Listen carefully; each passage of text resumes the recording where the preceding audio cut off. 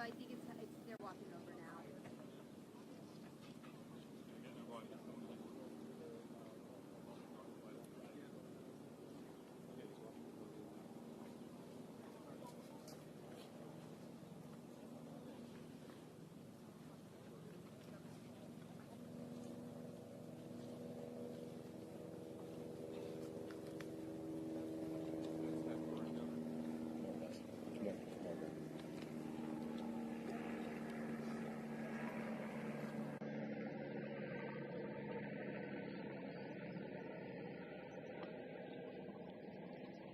Thank you all for being here. This morning, our state is in shock, and I want to take this moment to speak directly to the people of our state. To our first responders, I'm in awe of you. I'm in awe of your courage. I'm in awe of your strength. I'm in awe of everything you do for each and every one of us. You saw a crisis, and you said, what can I do to help?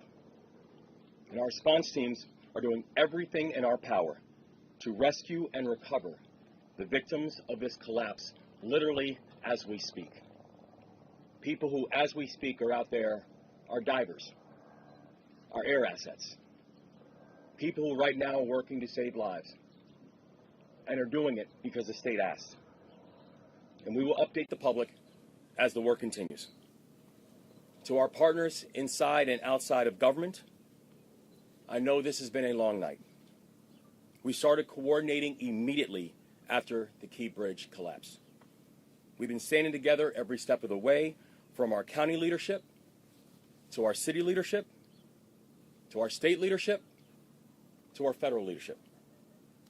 And I'm grateful to call each and every one of you not just colleagues, but I'm grateful to call you friends. And to the people of Baltimore, and each and every one of the 6.3 million Marylanders who call our state home. I recognize that many of us are hurting right now. I recognize that many of us are scared right now. And so I want to be very clear about where everything stands.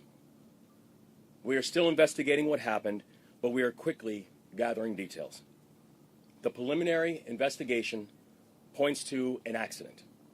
We haven't seen any credible evidence of a terrorist attack. Our administration is working closely with leaders from all levels of government and society to respond to this crisis, and not but just by addressing the immediate aftermath, but also by building a state that is more resilient and a state that's more safe. That is our pledge, and that's our commitment, and we're going to keep that commitment. And lastly, to the victims of this tragedy and their loved ones, all of our hearts are broken. We feel your loss. We're thinking of you, and we will always be thinking of you. We pray for the construction workers who are on the Key Bridge, and we pray for everyone who has been touched by this tragedy, and their families, and all of their loved ones. But Maryland, we will get through this, because that is the Maryland spirit, and that's what Maryland is made of. We are Maryland tough, and we are Baltimore strong. So in the face of heartbreak, we come together. We embrace one another, and we come back stronger. That's what we've always done. That's what we'll continue to do. And that's what we're going to get done together. And we're going to pray for Baltimore. And I'd like to turn this over to Senator Van Hollen, who's done a remarkable job in our fellow delegation in providing support. So thank you, Senator. Thank you, Governor. As the governor said, we come together. We come together in Baltimore. We come together in Maryland. First of all, our hearts go out to all those who are on the bridge and their loved ones. We pray for them. Our gratitude goes out to the first responders who, as we speak, are out there continuing to conduct search and rescue operations. I want to thank the governor, the mayor, the county executive, all the people gathered here as part of Team Baltimore and Team Maryland. And the federal government is with them as a partner. The Coast Guard, as we speak, is also part of this mission. Coast Guard cutters, Coast Guard aviation assets. I spoke twice today with Secretary of Transportation Pete Buttigieg. Pete Buttigieg has pledged that they will do everything they can to very quickly release emergency response funds for this important project. The National Highway Transportation Administrator is on his way to Baltimore if he's not here already. They will be releasing those early funds once all the parties are fully engaged. Second, the National Transportation Safety Board. I talked to the chair this morning. She and her team will be conducting an investigation of what happened. And finally, the Army Corps of Engineers, naval assets for looking below the. All of this is going to be. The governor is leading Team Maryland. The mayor and the county executive, of course, Team Baltimore. But I'm just here to say, together with Ben Cardin, Senator Cardin, and Congressman Fume and others, the federal government is your partner in this effort. Thank you, and again, to the people of our state and the people of this great city. We're with you. We love you. We will get through this together. Thank you, Governor.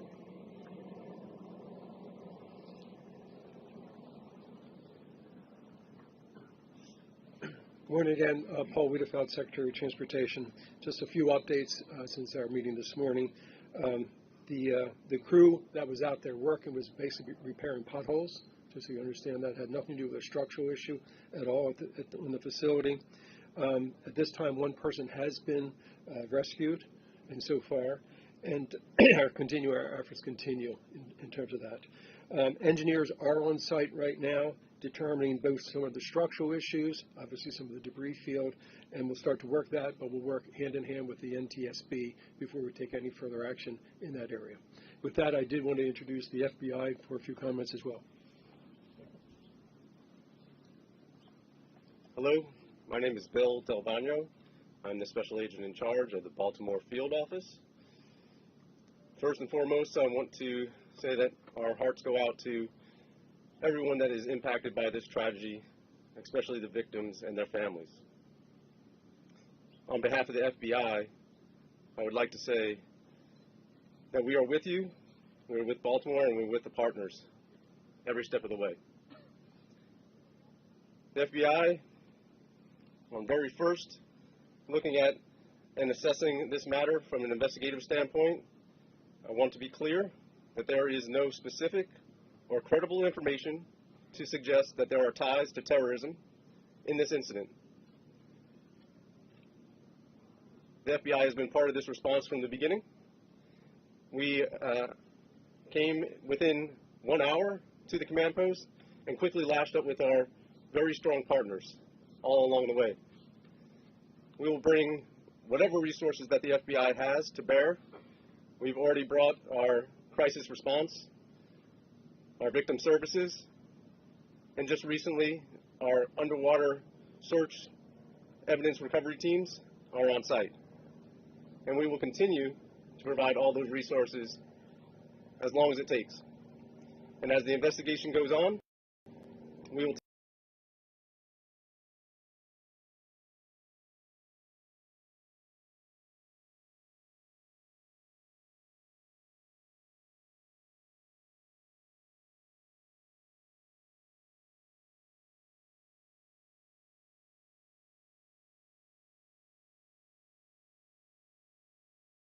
FBI and counts on the FBI. We will always bring what we need to the people of Baltimore, and we are with you. I'd next like to introduce the Coast Guard. Good morning. The Coast Guard is still actively searching at this time. We are using response boat crews from 2 of our local Coast Guard stations, one of our helo crews from Atlantic City,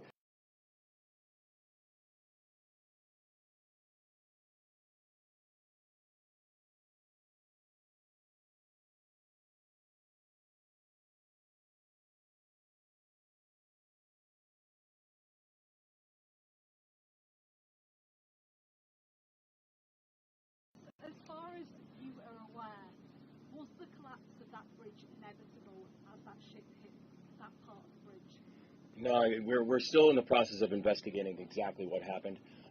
So we don't have any further details about whether or not it was inevitable or not. But no structural issue with the bridge? No, there was.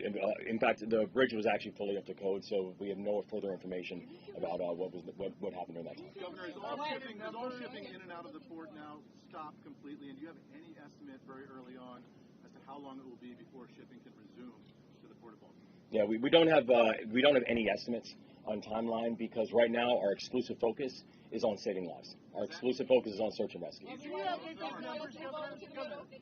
give us a better sense for the number? Because we've heard, I know Mr. Wiedefeld said one had been rescued, but earlier from Baltimore we heard that 2 have been rescued. Can you tell us the total numbers we're talking about that maybe that you're searching for, and how many have been rescued? Well, there are 8 individuals. 6 are being searched for right now. 1 is was taken to the hospital, and 1 is not in the hospital that we're speaking to. So 6 unaccounted for? Yes. And does that involve individuals that may have been in vehicles that went in the water? Do we know? We believe it's a construction crew. Okay, so we don't think there's anyone in vehicles in the water? No, we do not believe so. Okay, we'll take questions right here. Take this question here. Governor, 2 questions. How quickly did you find out about what happened here? What was your reaction? What the scale of what's happened? Well, I think it was probably within minutes of everything, less than an hour, when I know that my phone first rang. And, first from the mayor of Baltimore and also from our chief of staff. And it was, we know the Key Bridge. I've ridden over the Key Bridge countless times. So many of us know the Key Bridge because it is our normal commute. This is a place that is a normal commute route for over 30,000 Marylanders every single day. And so to hear the words that the Key Bridge has collapsed, it's shocking and heartbreaking. And immediately the first thought and the first ideas go back. What happened to the people? Where are we? What was the impact on human life? But for every single one of us who are Marylanders, the words that the Key Bridge is gone, it still shakes us because for 47 years, that's all we've known. And so this is not just unprecedented from what we're seeing and what we're looking at today. It's heartbreaking. Governor, can you confirm that the crew on the ship alerted authorities that it had lost propulsion and was in trouble? We can confirm that the crew notified authorities of a power issue. Yes. And that they had lost power on the ship? Yes. Was there any effort to shut down the bridge before? I'm going to take the question right here. Gotcha.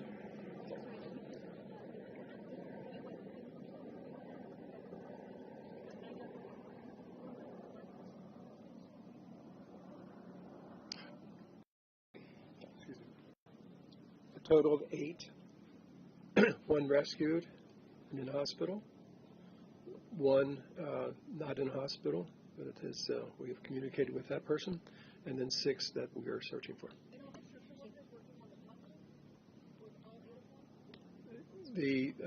Yes, they were all related to the construction program, yes. We heard that multiple vehicles went into the water. Any word on how many vehicles went into the water and the condition of those people that were in the Not at this time. I was going to shift over here. Was there any way to shut down the bridge? Was there enough time for that distress call to trigger something like that?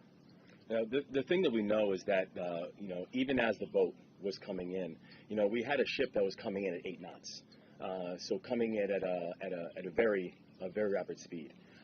We do know that the investigation is currently going on, but I have to say I'm thankful for the folks who once the warning came up and once notification came up that there was a mayday, who literally by being able to stop cars from coming over the bridge, these people are heroes. They saved lives last night.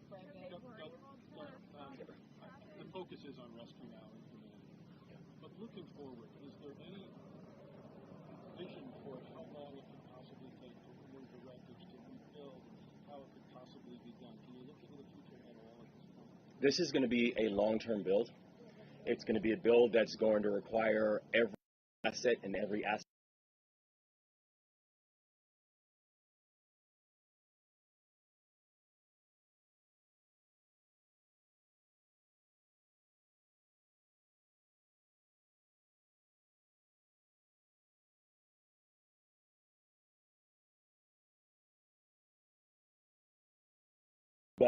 But right now, I could not give you any form of estimate on timing or cost. Right now, my and all of our exclusive focus is we're just trying to save lives. And the mayor touched on the state of emergency locally, please.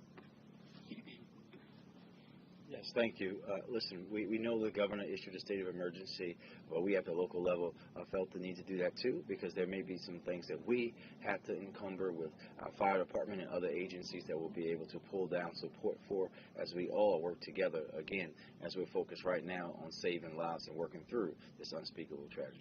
In the interim, I know that there's obviously the focus is on the rest of the recovery, but this is such an important thoroughfare to Baltimore.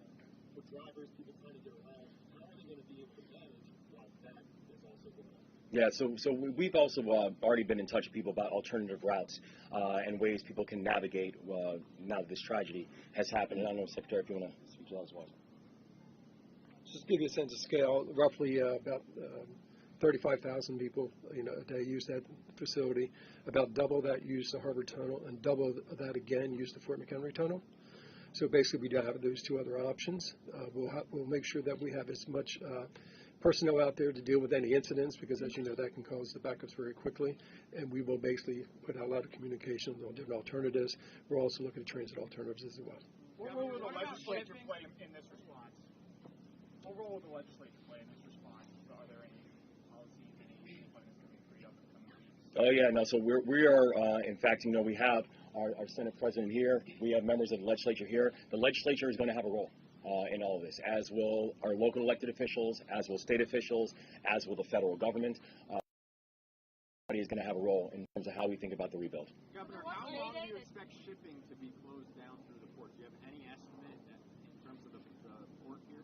We don't at this point. But we no don't at this ships point. are going in or out at this time. Correct. Yeah, we don't have an estimate on timeline as of yet. Our focus really is right now on just make sure we're saving lives. One last question. Did that person die in the hospital? Are they able to get out at all or no? I'm sorry, say it again.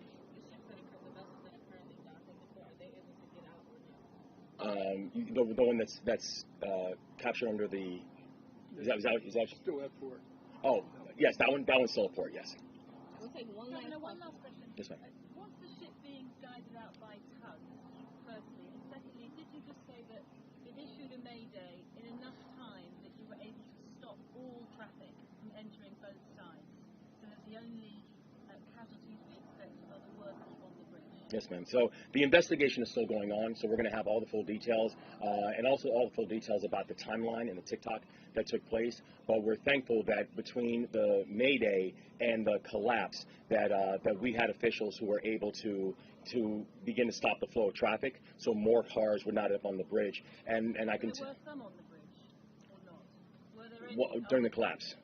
Yeah, were there some on the bridge? There's been reports that have been sonar that have detected vehicles at the bottom of the water. So as well as the 8 people, there could still be people trapped inside or potentially in vehicles, is that correct? I think, well, the investigation is still going on to find out exactly how many people and what was the situation. But the thing that we do know is that many of the vehicles were stopped before they got onto the bridge, which saved lives in a very, very heroic way. Thank you all very much. Thank you. We'll have another update later. Thank you. The huge details. We don't know how many vehicles. David, any thought on time? Thank you all. Chris speaking. Hey, John.